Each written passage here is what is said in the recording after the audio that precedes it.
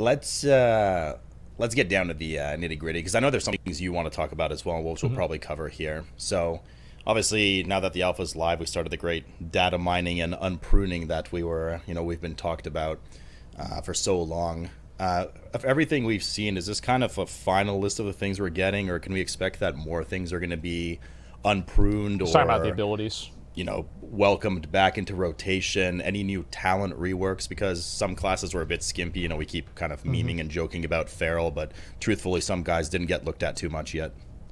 Yeah, I mean, some blood talents changes in there, but yeah, I think so. There isn't some giant drop of additional content and changes that we have planned that you're not seeing yet. But obviously, that does not mean that what you see today is what's going to go live when this comes out. I think in terms of big revamps, big changes, we've tried to get those in early so we can start getting feedback and beginning that conversation. As classes take a look, specs take a look at things that have returned, things that have changed, that's going to begin a process where they let us know, hey, it's awesome that we got X and Y back, but we really miss Z. Can you guys hook that up? And quite possibly we can. In other cases, we'll have gone too far. But yeah, that's going to be the product of this dialogue with the community, driven by feedback. This isn't a case where, all right, we have that would be nice, half of them done, and the others are going to come in later. We've done that at times in past expansion alphas and betas, and iteration is important. Feedback's important, right? We've very rightfully gotten raked over the coals for this when some changes, big changes to a class or spec, get dropped late in beta without a lot of time to really iterate on them. Then we end up having to fix them in patches after the expansion. We want to get things out there up front so we can start the conversation. Okay. And I guess kind of in the same vein, are there any plans to, I know we kind of welcomed, Windwalker and Frost DK back to the realm of dual wield and two-handing. Any plans to extend that further to Fury and Enhance it all? Or dude, is that don't kind of say set it, in Ian. stone? Do not say it. A few things are set in stone. I think we've obviously heard a lot of feedback from Fury Warriors right away that they miss single-minded Fury. Some of that's as much about the aesthetic feel as it is about any mechanical hook. That's something team's talking about. We have a couple of problems that we need to work through to make that a reality, but we're actively discussing it, and that may well be something that does come to an alpha build in your immediate future. Okay. Two-hand enhance is a little trickier. I think that's that was functionally, that was basically dead as of Wrath, I think, when Lava Lash got added, and it wasn't the right way to play even through Burning Crusade.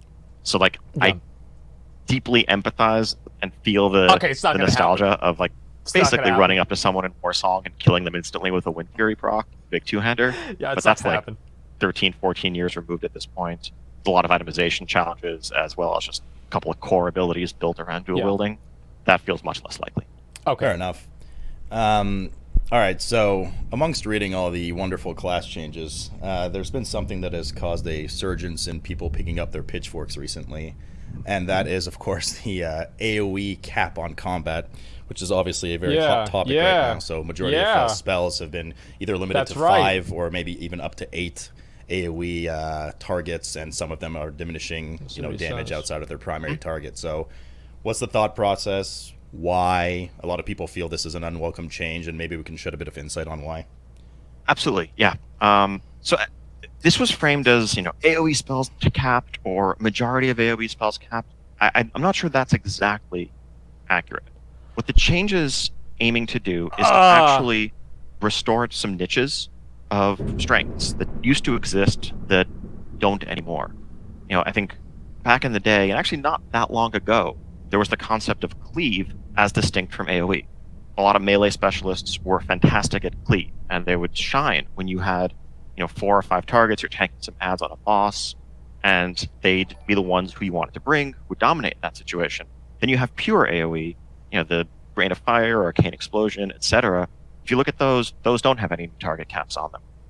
I think looking back, when we removed those caps, it was with an eye towards simplification. Actually, I think around the time of Legion, we were doing a lot of looking at our tooltips, trying to clean things up. And obviously, going from hitting a max of 4 or 5 targets, or 3 with your Blade Flurry or Whirlwind or whatever else, to hitting infinite is an improvement. But what we actually did was destroy that separation that was actually important to class diversity and balance, to who you want to bring for different situations. That is We've true. also found that as we've seen not That's just true. in high-end Mythic Plus, but in raids and even solo content like Horrific Visions recently and internal Torghast playtests.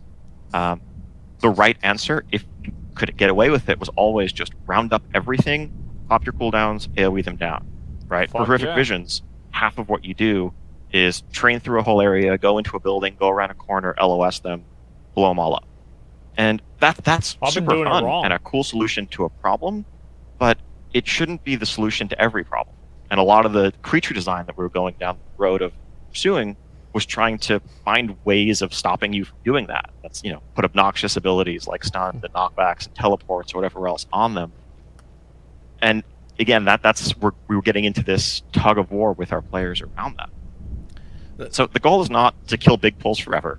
I think it's more to create a situation where there are more unique strengths, and we're moving away from homogenization where everyone's AoE buttons can all hit a dozen targets, 20 targets, and then it's just a question of, well, can you do yours while moving? Is yours bursty? Which one does more damage? Okay, that's the best.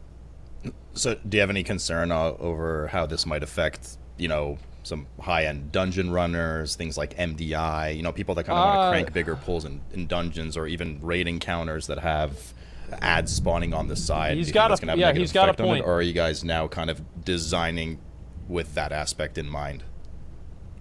I think we certainly would be designing with it in mind. It'll have an effect, and there's no I get that pulling 20 things and blowing them up, it's visceral and it's fun. That's We don't right. want to destroy those moments entirely, but it's also a relatively new and frankly somewhat degenerate playstyle that's become the universal answer to all these questions. Like going back Degenerate? and looking at challenge modes back in What? in Mists, Warlords. In Mists, a lot of it was actually driven by tank vengeance, a whole separate issue. Yeah, it was But fucking awesome. there have been a lot of examples of aggressive speed runs, risky plays that weren't like the stuff that you see today, where it's literally just always round up everything, blow it up. Is it going to change things? Yes, it will. But confident that players are going to adapt, and we think we can also add more depth rather than again having this one solution be the right answer to every puzzle that we present you with in creating our content. Okay. I guess that's just the general concern is that it's some people feel it's unnecessarily slowing down gameplay. Kind of tied to this, another hot topic that is actually a continued hot topic, but is now resurging, of course, because new expansion, a ton of new abilities are coming back. The topic of the GCD cleanse. Are there any plans to, well, I mean, first of all, either Sloot with the real questions. undo it from BFA, or maybe look at more abilities that we're going to be taking off the GCD, or is it just that's kind of it, like nothing's changing? I'm curious, which are some of the ones that, having played with it now for a couple of years, what are the ones that bother you most? Avatar. Me personally, or from what I see? I mean, both.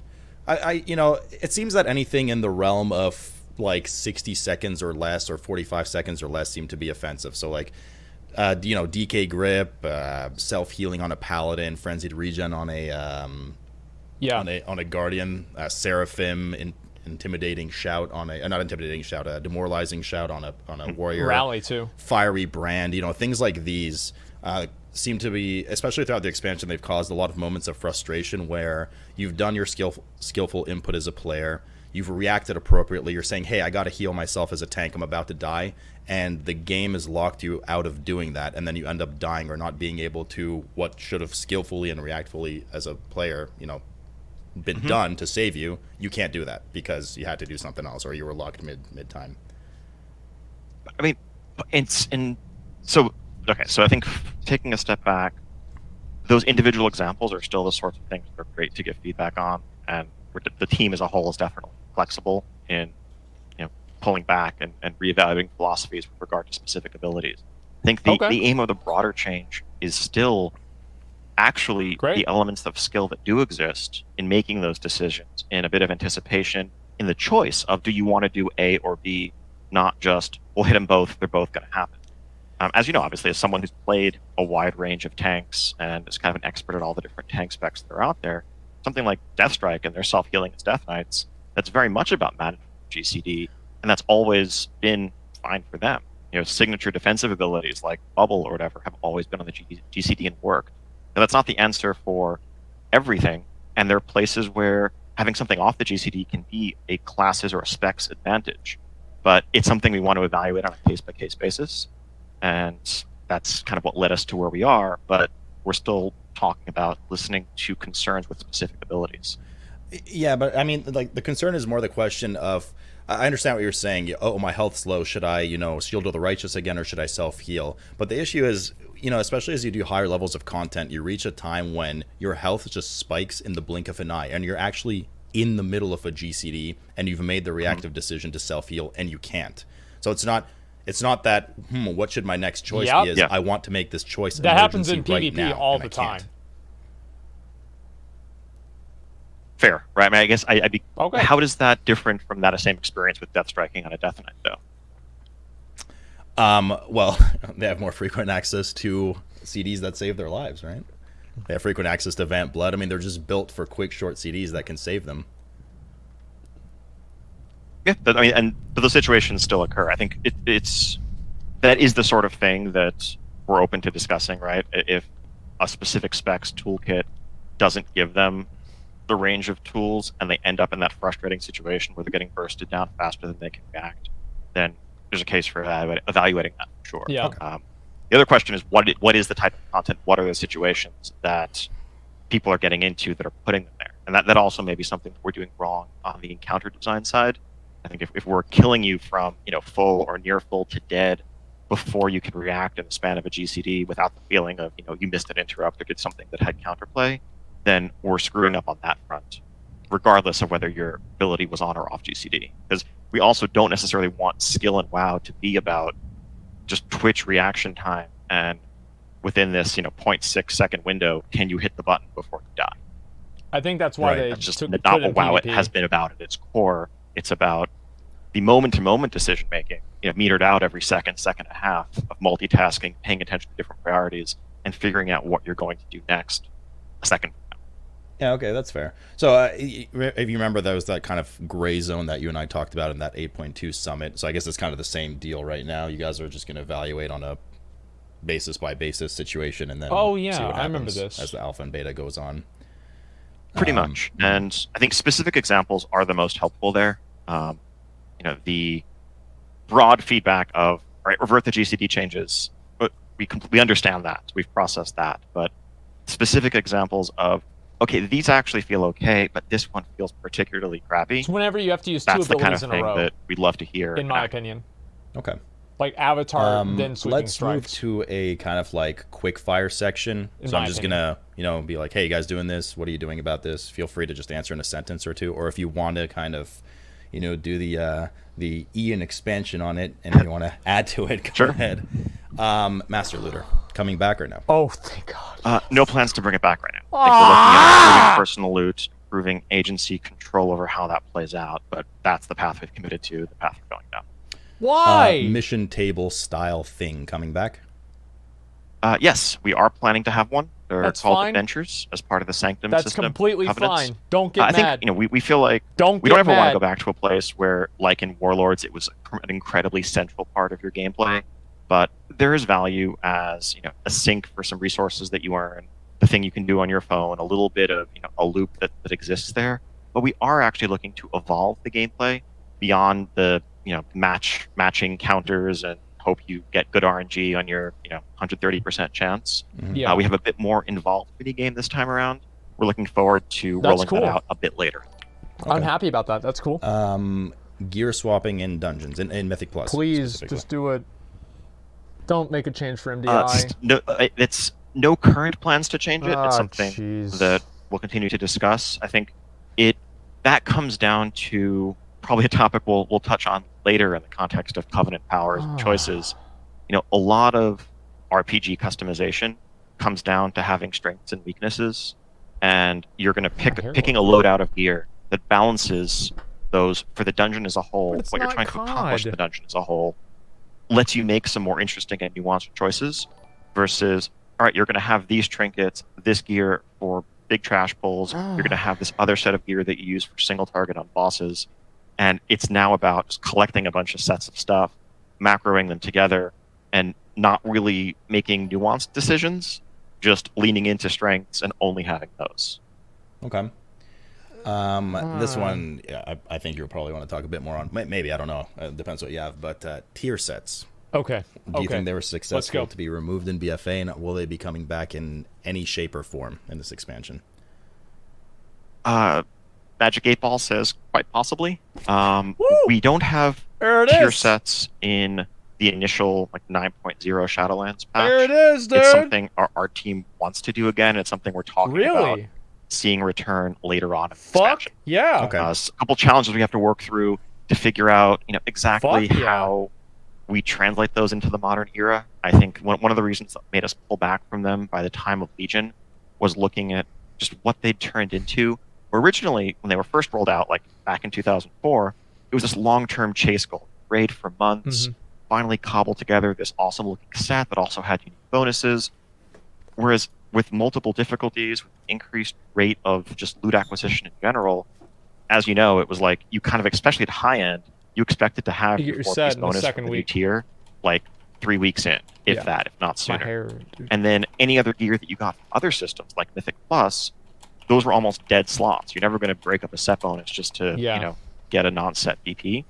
So we don't love that aspect of it, but the art, the class fantasy, the sense of class differentiation, and also some aspects of the set bonuses as a goal to strive for are all things we want to recapture. Good. Cool. Good. This is probably the last one of the quick fire. I don't know if you even have a short answer for this, but the past 2 expansions have been plagued with issues at times. I mean, most recent one, of course, being the drama of account-wide essences, but alt unfriendliness. And there were some mentions at BlizzCon as to striving for a more permanent alt friendliness structure moving into Shadowlands. So any details to share on that? That's a quick fire question. I said it's the last of them. It's a continuum back into the world of not quick fire. Okay. So yeah, yes, this is something that we've tried to make a focus of Shadowlands, something we talked about at BlizzCon. I think when it comes to alt friendliness, that can mean different things to different players. That's true. For some folks, they're looking for variety of experience. They're looking for ways to see the game from a different perspective. And What's something the variety like of doing the same Legion class prerequisite over campaigns and over were again? fantastic for that. Or the different Covenant arcs that we're going to have in Shadowlands can let you experience new parts of the game. Yeah. For other people, when they talk That's about alt friendliness, they're like, hey, my raid leader is requiring 3 raid ready alts. How much annoying stuff do I have to do to get those ready? And that's a different side of the equation. I think on all fronts, Shadowlands should be better. A mix of that is the freeform sandbox format for leveling successive characters where you can join your Covenant right away, tackle the zones and the quests or any content, whatever order you like. But also the fact that we don't have an AP this expansion. We don't have some long tail, frankly, grind that you can feel like you should always be doing on your main. So that's been one of the other things that's driven feelings of alt unfriendliness. It's not even that catching up on an alt is so hard. It's that you feel like you always have more that you could be doing and thus should be doing on your main. Psychological. So you can never justify to yourself playing an alt, or you feel like you're sacrificing your main's progression to play an alt. That's a big true. Shadowlands should be significantly alt friendly. That's a big true. Oh, that's good news. That is good news. So back to the world of not quick fire. So you don't call me out again in front of so many people, Ian. I'm sorry. No. So kind of a general question, which will lead into you'll get an idea obviously of where it leads because it's a hot topic. But in BFA specifically, and it kind of happens every expansion. I've been around a long time as well. But in BFA specifically, there was a lot of clamor on social media that people felt like their feedback during beta especially wasn't listened to. Feedback about essences wasn't listened to, and then ultimately a lot of things changed about Azurite, and people were like, I told you, and then essences ultimately went account wide, and they're like, why didn't they do this months ago, and all this kind of stuff. So there's a general notion oftentimes that feedback is, I know you guys don't outright ever ignore it, of course, but it does feel like some people's opinions are not really taken into account a lot, especially when feedback starts early. It seems that there's a lot of unanimous voting and decision and feeling from people that this should change about either this class and spec or this system or whatever. So are you guys approaching that differently in any way? Did you guys feel that from your side that maybe you could do a better job, or is that just kind of the way it goes? We can absolutely do a better job. And I think I would say that the way that essences work in 8.2 and Rise of Ashara are an example of us trying to listen and try to move forward on that front. And I liked essences. Part of the challenge a lot of the time is that we're just behind. Yeah. We are still developing the feature that we're getting feedback on. We haven't answered all the questions internally. Things like players aren't seeing the whole picture. That was certainly the case with Azerite Armor in terms of our internal discussions. Right? We knew that, and we heard the feedback, but frankly, some of our dismissing of the feedback was driven by the sentiment that, like, well, they're only seeing like this small piece of it during level up. They're seeing the boring traits, and once that comes online, it'll be better. But we didn't get that online until so late in the beta that there wasn't time to really do another round of reaction iteration. With essences in 8.2, we made the point of, they didn't like it then HU either. PTR is going up. Pretty much day one, all these essences are there in a vendor. Start messing with them. Here's how you're going to earn them. Give us your feedback on that. Yeah, that was Tell really us what's cool. exciting. Tell us what's boring. Tell us what feels crappy. And then that gave us time to actually iterate and I think get the system to a place where when we formally released it, it was better received overall in a better place. Our goal with the Shadowlands Alpha beta are just to get those systems stood up earlier. That's some of what we're seeing with the class changes that are there now, Covenant abilities that are online, the other ones that are going to come online shortly, and all those other things, because we know we're not going to get it right on the first try. Yeah. And listening requires that we have enough time to actually act. And the only way we can do that is just getting out in front of this all. Okay. So that leads into, and I know Josh said you were very passionate about talking about this because this has been Covenant the hot abilities. topic in the community right now. Here it is. Covenant player power locking. That's really good idea. Really good idea. A lot of people feel it's an issue to lock a pretty substantial amount of player power behind Covenant choice. Yeah. And the associated difficulty with heard swapping of that. to a different Covenant.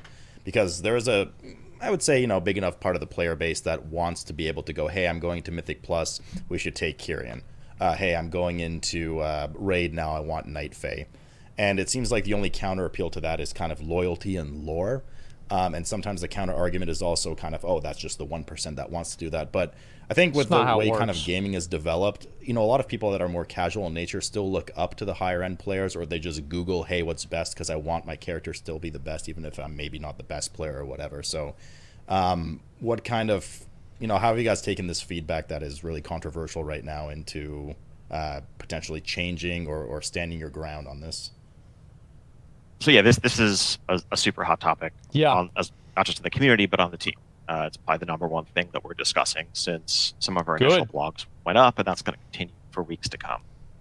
I think a couple of broad thoughts, and then I'll get into some specifics.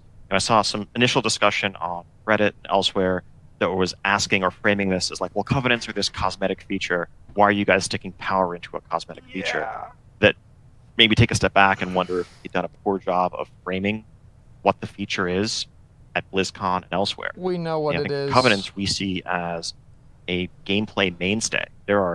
It's story-wise dozens of quests, different paths, but also these abilities, soulbinds that you'll have 3 of per Covenant with their own traits and trees of traits that you'll unlock. Down the road, potentially Covenant-specific legendaries that can modify Covenant abilities, utility, different perks that you'll earn through your Sanctum, and more, including cosmetic things like cool mounts, armor, transmog, back attachments, etc. But that is the entire package.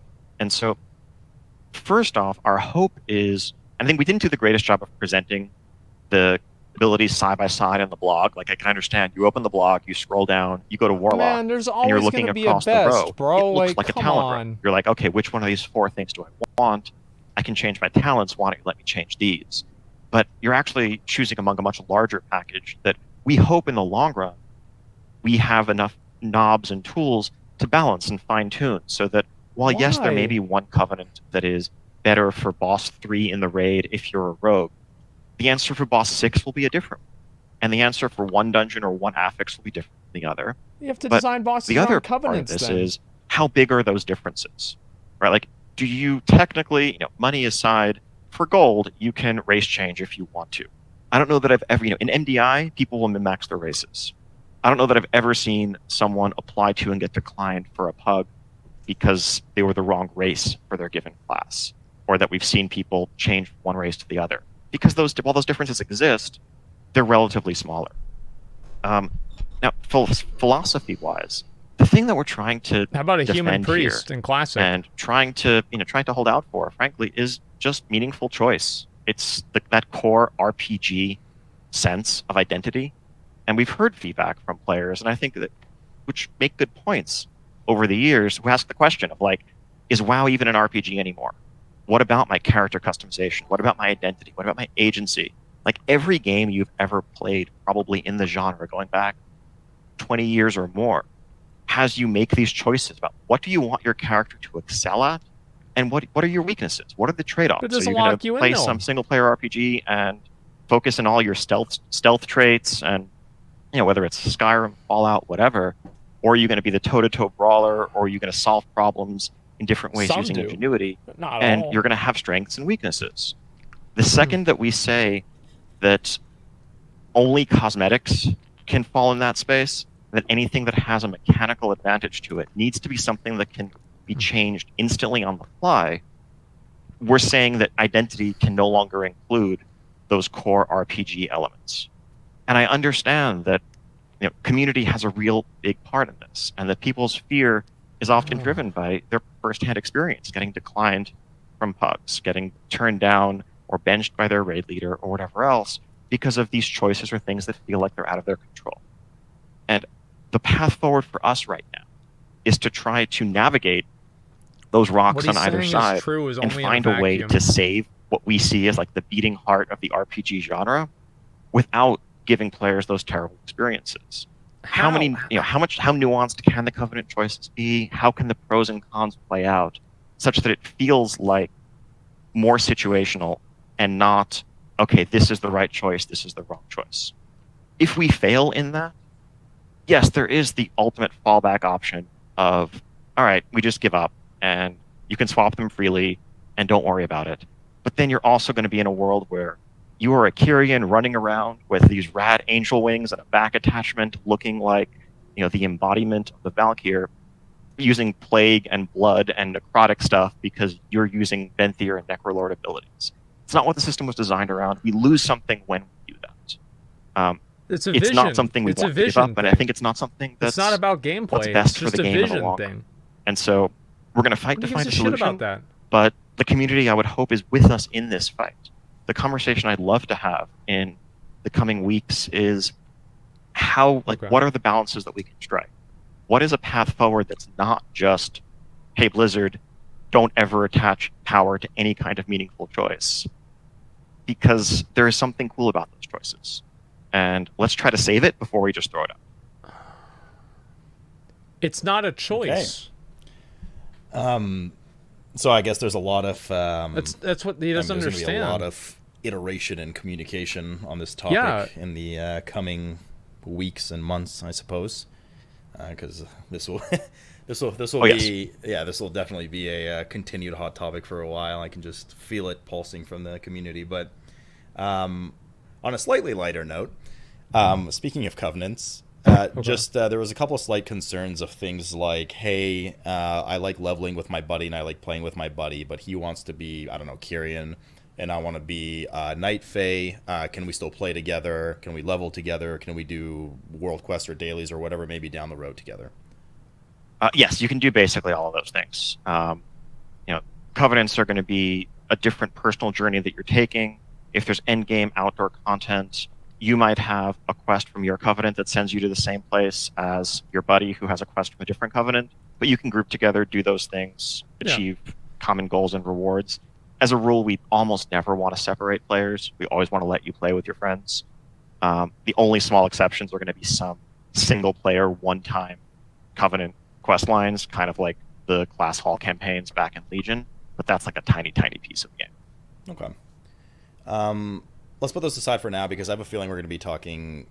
covenants are going to develop continuously. Obviously, they're a huge feature of the expansion, and there's probably going to be some more devs down the line and blue posts and things that are going to come out. But, of all the things we've kind of talked about for the expansion, there's a few really huge systems and important kind of aspects of the game that haven't really been touched on too much. So I was hoping to kind of, open the Pandora's box on that. So if we could start with Okay, here we go. itemization.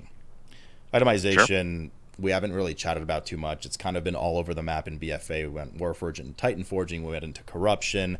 It's had its flaws. It's had its successes, which I'd be curious to hear what the team's thoughts are on that. But the idea of having RNG behind gear so that it kind of keeps you playing the game, keeps you wanting, excited for that next upgrade, which causes moments of frustration as well. But on top of it, there hasn't been really a counterbalance to this. There hasn't been, I'm just the unluckiest player in the world. I play 20 hours a day. I just can't seem to get, the maximum Titan Forge or the corruption that I want. But, little Jimmy Bob over here has managed to get what he wants in week 1. He was just that lucky. And no matter what I do, I just can't seem to get that gear. And I want to be able to put in the hours and work hard and grind and ultimately still have the piece of gear I want. So is there any kind of RNG counterbalance coming to the game in the future for those really unlucky people? Yes. So some of this is stuff we touched on at That's BlizzCon good. in terms of Let's see why. Pulling back, trying to consolidate systems See like how the it's gonna weekly happen. Mythic Plus chest or PvP chest, or potentially bonus rolls from raids as well, into a larger wrapper that lets you, with more time investment each week. If you're the person who plays, you do more than just your one Mythic 10 or Mythic 15 for the week. You're actually chain running keys. You should get more choices at the end of the week, more chances to get the item that you want, and then you can pick out of that range of items that you have unlocked and earned which one is best for you, with some fallback options in case none of them is ideal for you. All right. But that's just, I think, one piece of this. All right. When we talk about systems like Warforging, Titan Forging, Corruption, there are attempts to solve a problem that we created for ourselves, I think, over the years. There's too it's much an area gear, where, yeah.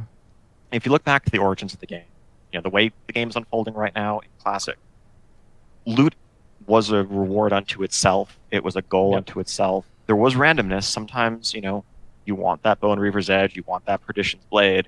It's not going to drop. It doesn't drop for the next week, doesn't drop for the next week.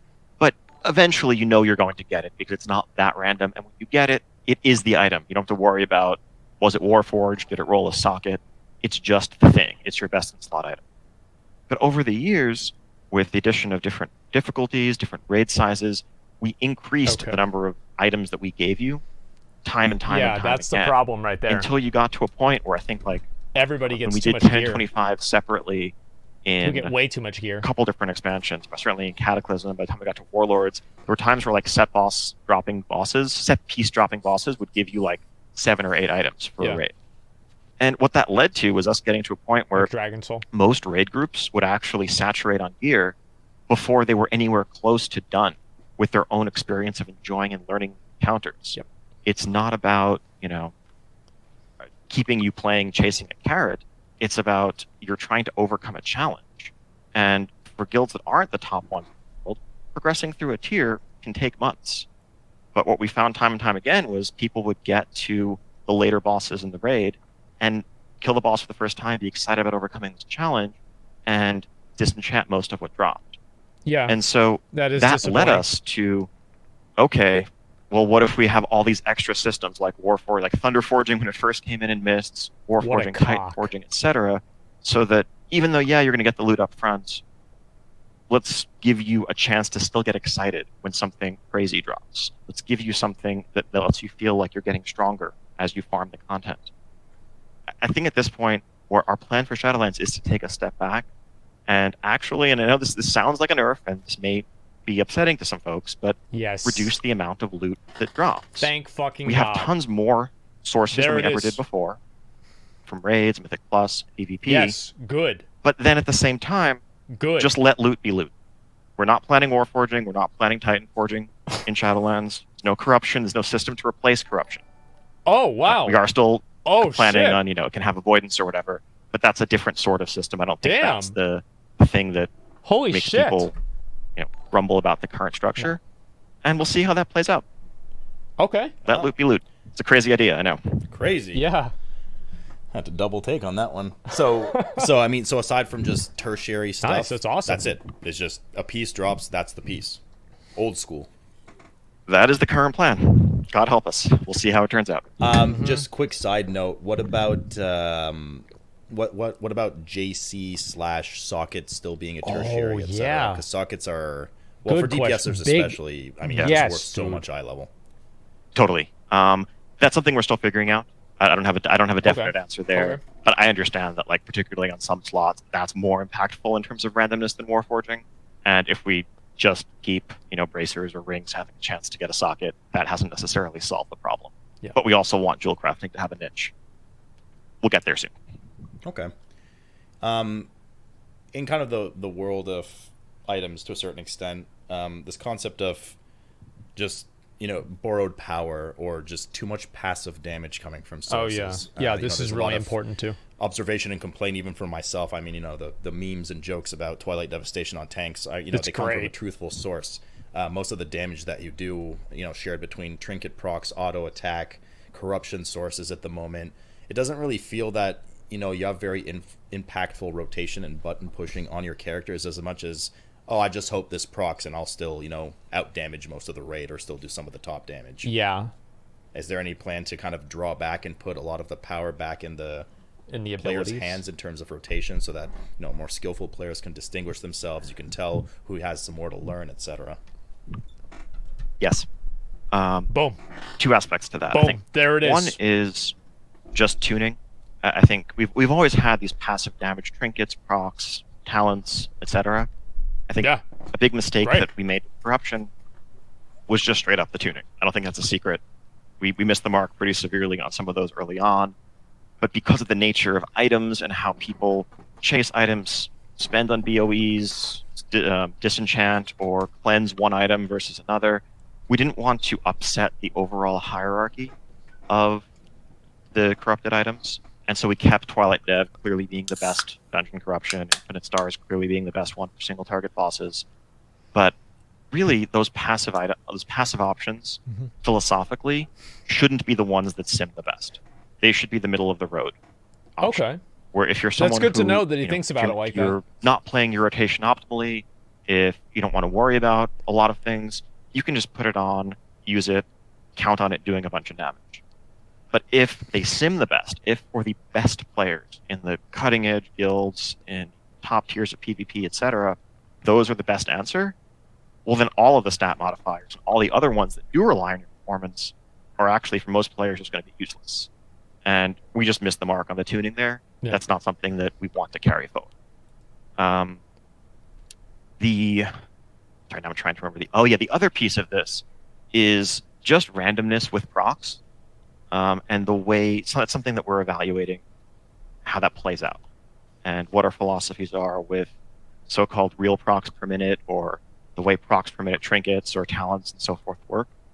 'Cause ultimately, your variation in performance from pull to pull should largely depend on your own execution and your skill.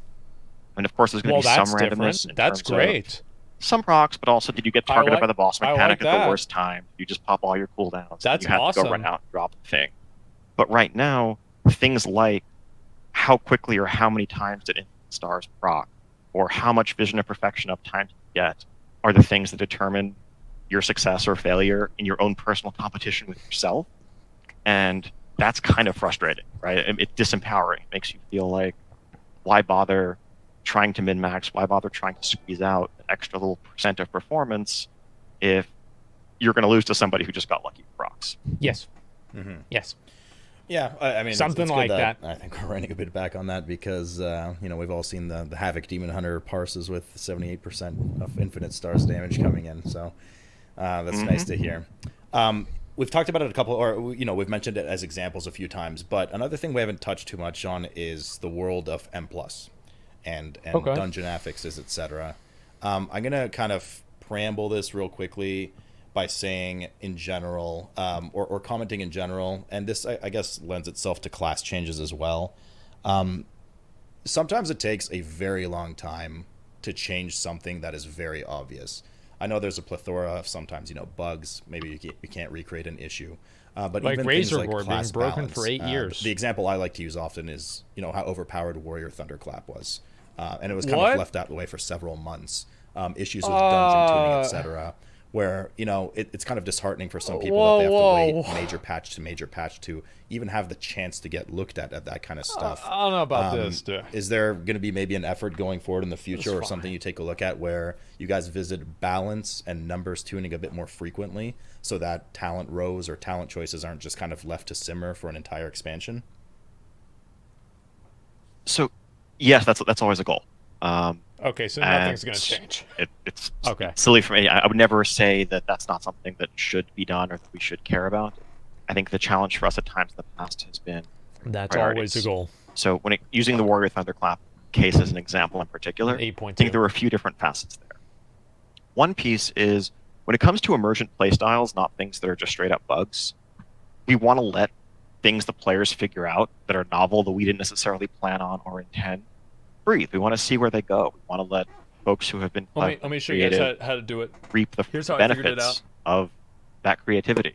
We'd look at like Glimmer as a holy talent playstyle and how that emerged. Sometimes these are things that actually are kind of cool. Now, of course, if they're ridiculously overpowered, then that's a different problem. Or if they lead you down a frustrating playstyle that's not enjoyable, that's a problem. But it takes a little bit of time for us to figure out whether something is going to go one down one path or the other. Like in retrospect, it can obviously seem super simple and clear. Like, oh yeah, obviously this was super degenerate. Why didn't you fix it right away? But at the time, a lot of things feel like they might be that initially, then end up being fine. Also, I think Glimmer, as I recall, Thunderclap issue was largely facilitated by Azerite traits, and that's an area where, as opposed to talent choices or a rotational quirk, we tend to want to be more conservative with balance changes because we know people have made investments in items and made choices that aren't easy to quickly, change up or revoke or walk back on if we nerf the playstyle out from under you. But the real answer, and at the core of it, live game was, and live balance was during that period of time, not a high priority for the systems team. We were kind of all hands on deck, trying to fix Azerite, trying to get essences up and running, ready for the 8.2 PTR. Okay. And that was just digging out of a hole that we made for ourselves. Right? And part of what will let us not do that in the future is having a more successful alpha and beta. Working with you and the community and everybody to solve these problems sooner so that going forward, we have more bandwidth to pay attention to the live game and not, oh crap, we have to get these big fixes in for patches and not spend as much time looking at logs and feedback and talent usage metrics on a day-to-day basis. Okay. So I mentioned dungeons as well in there, and just in general, just free floor, whatever you want. I know, maybe Morgan might be more hands-on on this, but just in general, the philosophy of Mythic Plus was probably one of the most successful systems that was ever implemented in Legion. Huge replayability, a lot of fun. And then, although there were some developments in BFA of it, there wasn't really too much, right? I mean, the seasonal affix was great. It was nice, a couple of achievements here and there associated, but no new affix changes, just kind of it was pretty boring. No new affixes, period. No kind of kiss curse affix that was mentioned a few times as a potential that never saw light either. Are there any plans to in any way revamp, redo any Mythic Plus affixes? Tyrannical, Fortified, are they going away? Are we seeing new affixes? Tyrannical and Fortified is okay, personally. That kind of realm. So I don't have anything specific to announce right now. I think big picture philosophy, we're happy with the structure of Mythic Plus. Like, I agree, it's been a really fun system. It's been great to see dungeons added as kind of this third pillar of WoW endgame gameplay alongside raids and PvP. Tyrannical sucks. It doesn't mean we're not going to iterate on specific affixes. It'll be fine. I think we're happy with how seasonal affixes turned out and want to continue going down that road, coming up with new ones. There may be some tuning to specific stuff there, but we don't want to make change for the sake of change. We're not looking at a system and seeing tons of problems that make us want to blow it up, put it back together in a different way.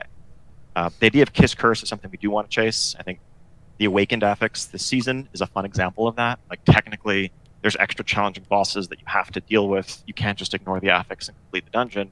But clearly, it's also unlocking new routing and giving you lots of advantages that you can play with if you do it right. Cool. And In that same vein, or in the vein of Mythic Plus, is there any plan to add further into incentivization for some players? I mean, some people just obviously like to challenge themselves, get that rate or IO score, push keys, whatever it may be. But, more often than not, you hear a lot of people going, what are the affixes this week? Oh, bolstering? Never mind. I'll see you next week, And there's not really a lot of, people just don't want to do it. There's no reason to do it, especially now that, Warforging and Titan Forging and Corruption are gone. So, there's no mini pets, no vanity rewards associated with it. So any plans to kind of try to get those players back in the loop? Yes, on a couple of fronts. I think we want to move towards and we've started to do this in this current patch in BFA, ahead of the curve, cutting edge type structure for deeper participation and achievement, doing all the dungeons, completing it thoroughly as opposed to just casually engaging with the system. I think our loot plans, where you get increasing chances at the good loot that you want by doing multiple runs in a week of a certain quality, will reward people who want to engage more deeply, but also give people reason to do more than just the Sunday night, Monday night, quick one run for the week to get their chest. At the same time, we also want to strike a balance where people for whom that's not their favorite content don't feel pressured to do tons and tons of something that they don't enjoy as much as they do PvP or raiding or what have you. So we don't want to take that too far out. Okay. Kind of combining the world of, we just talked about itemization, let loot be loot, and one of the main reasons one of the main incentives that people do run Mythic Plus is to, kind of try to get that Warforged, Titan Forge, Corruption, whatever it may be. But that will be going away, right? I mean, if they get that piece of dungeon gear in that dungeon, they're done. That's it. The only thing they can maybe get is whatever you might do with tertiary stats and sockets. So why rerun that dungeon out of just pleasure of running it or trying to rank?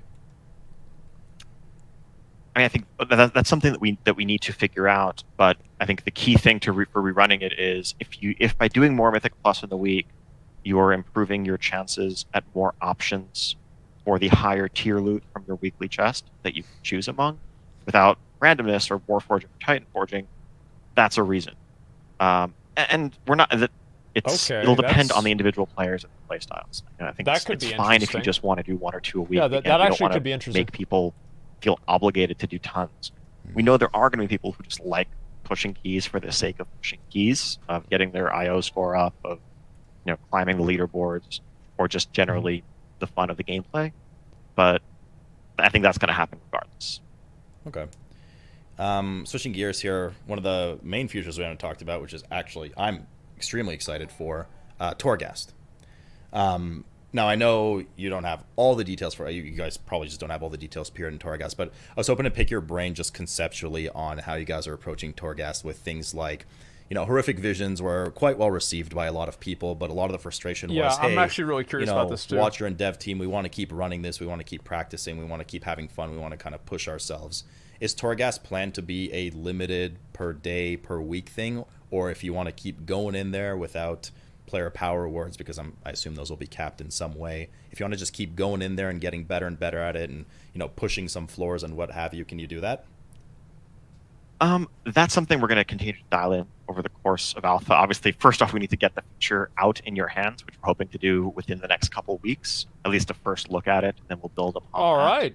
Our current thinking is that there will be some limit on the runs, a pretty permissive one. The goal isn't to make this feel like, all right, this is your one Wither training run for the few days. Yeah. But the flip side of something something that's infinitely spammable, even if you can't do it for rewards past a certain point, or if you're only choosing when it's for rewards, is that I think that leads you down a play style where you feel like you should practice and practice and practice with no reward, so that you don't waste the ones that you do have or the ones that count. But we'll see. I think it's ultimately this is a more replayable, infinitely more varied system than Horrific Visions, and so that lends itself to many more runs. But I think there is probably going to be some value in striking a balance. We want to have a lot more open-ended way, is our current thinking anyway, to earn more keys. So if you're someone who just plays more WoW each week, you can do more Torghast runs. Naturally, not this hard diminishing returns way like Visions work, but than Infinite. I think we're empowered to make the rewards more meaningful when we know that you can't just spam it for 20 hours straight. Mm-hmm. And speaking of rewards, what kind of rewards do you guys have an idea of what you want to tie to this? I know we mentioned things like this is a good question. Reagents for legendaries, but are you going to be tying any vanity rewards, titles, achievements, obviously, to this kind of thing, or is it just strictly for legendary crafting, however that may turn out, and that's kind of it? I would say, I mean, definitely all of those things, right? Different cosmetics and prestige unlocks. There are going to be some story beats that lead you through Torghast. There's some sections of Torghast that are currently planned to be more modular, less like infinitely variable, but more just benchmarks and places where souls of particular importance or relevance to our story may be trapped. By freeing them, you'll push the story forward and unlock some extra abilities within your covenant. Beyond that, all right, we'll see. Yeah, legendaries and crafting legendaries are going to be the prime unique reward for Torghast.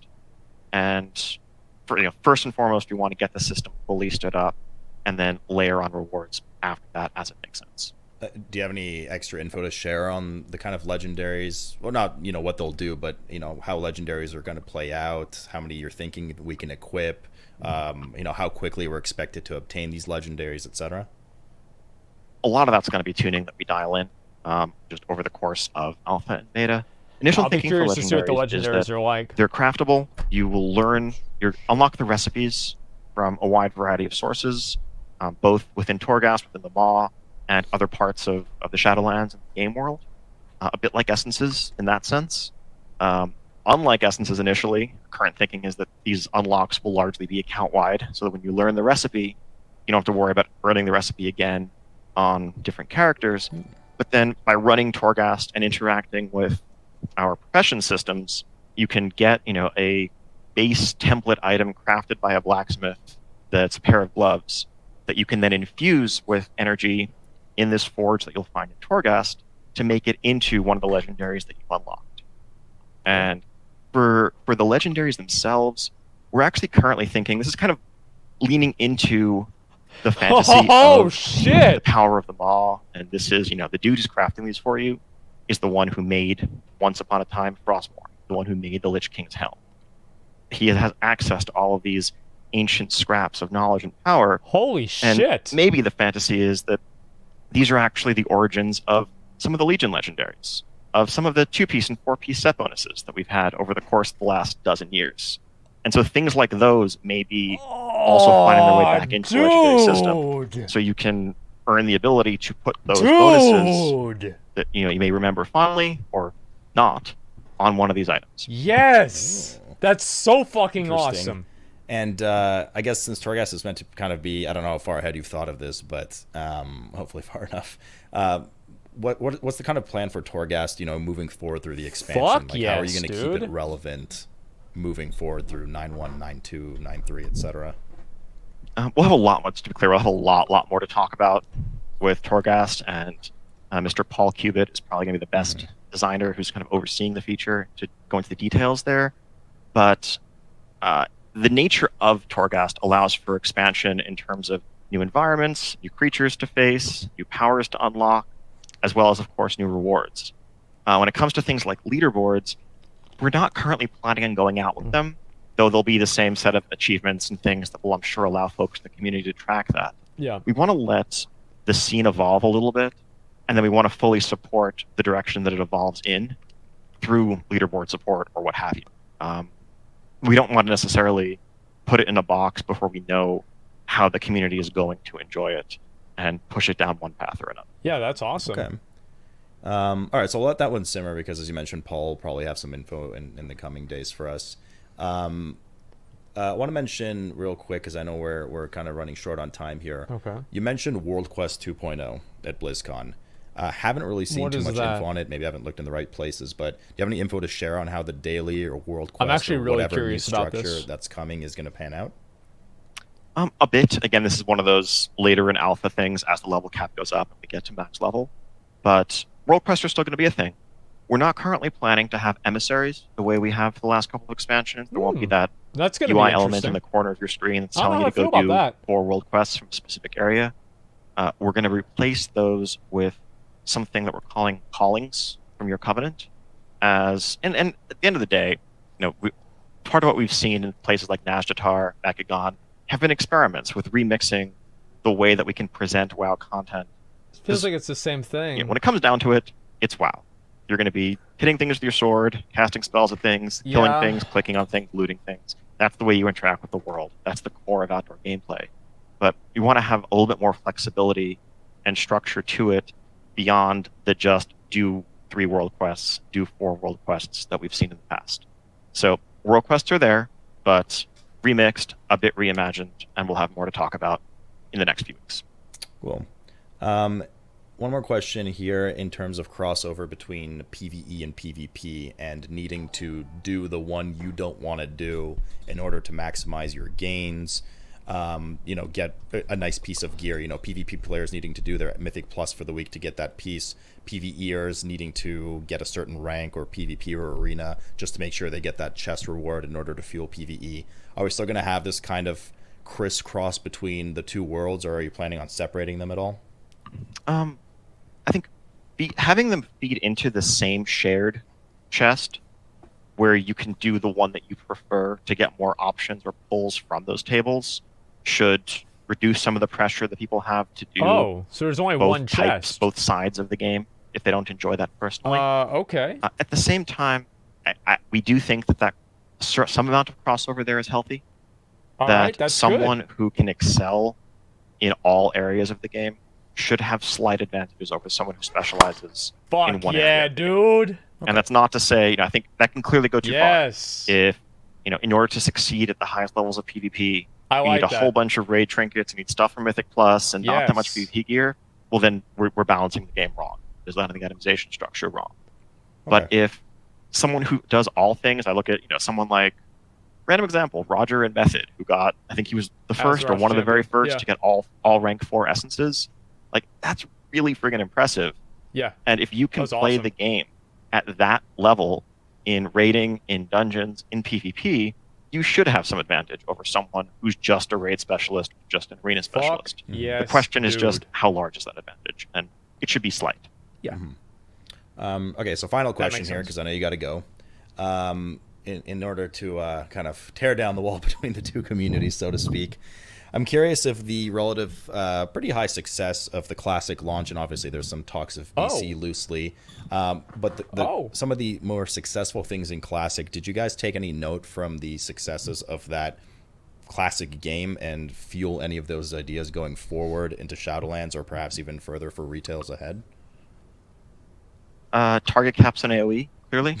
Oh man, that's the worst part. This stream's shutting down. No. I think one of the biggest takeaways is the social aspect, right? We're not going to lift some specific system from Classic, but I think one of the things we ask ourselves on a regular basis is, what can we do to make WoW a place with stronger community, a place where you can make friends the way that people commonly did and the way they still are today in Classic? Absolutely. I think cross-server gameplay and the pre-made group finder and all of those things have increased accessibility and made it easier than ever before to find people to do content with.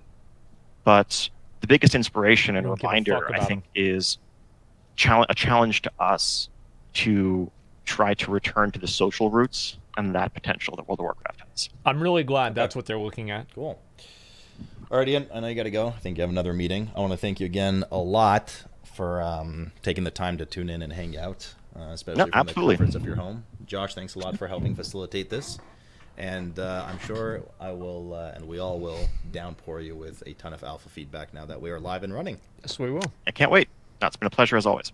All right, thanks a lot, guys. Appreciate it. All right. Take care, man. Talk to you later. Later. Bye. All right, chat. What do we think? Okay. Listen, before I read anything, I know a lot of you are like, Sloot, ask this and stop asking PvE questions, which, by the way, most of them affect the entire game. Like, things obviously. like... Okay, by the way, can we get some fucking hearts in the chat for Slootbag? Like covenant systems and stuff, that applies to both. The literal god. Not Not only did he was okay with me restreaming his stream and watching it on my stream, but also he asked some great fucking questions. Like, everything that I was gonna ask is basically what he asked. And then he said more stuff on top of that I might not have thought of. And I'm really, really happy to see that. I am super fucking happy to see that. Slootbag did an incredible interview, and I think that he all deserves our respect. Yeah. Thank you guys, and thank him. Like, holy shit, like that was. Like, I'm so glad that he asked the fucking GCD question, the Covenant question, and especially the PvE and PvP one. All of those are things that I've been thinking about a lot, and so I'm very glad.